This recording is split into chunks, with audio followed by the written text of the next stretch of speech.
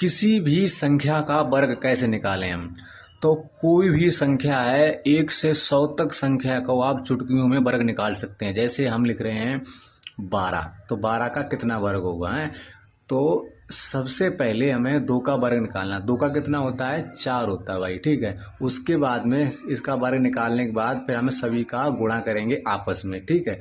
2 एकन 2, फिर 2 दूनी 4, ठीक। इसी प्रकार से और फिर 1 का वर्ग कितना होता है, 1 का वर्ग 1 ही होता है। तो इसी प्रकार से हम हर किसी शब्द का, हर किसी संख्या का हम वर्ग निकाल सकते हैं चुटकियों में, ठीक है भाई।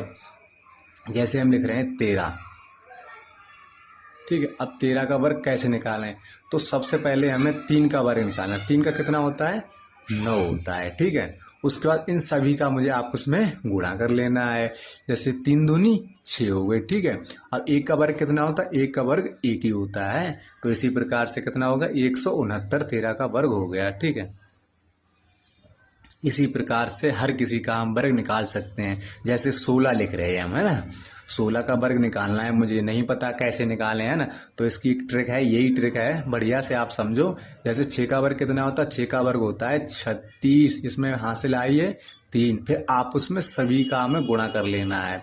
6 एकन 6, 6 दूनी 12, 12 3 15, 15 के रखेंगे हम 5, ठीक है। और उसमें 15 में 1 हासिल आती है, जो कैरी बोलते हैं इसे, ठीक है। 1 हासिल आई। फिर 1 का वर्ग कितना होता है, 1 का वर्ग होता है 1 ही। और 1 में जब 1 जोड़ेंगे तो कितने हो जाएंगे, 2। कितना आया, 256।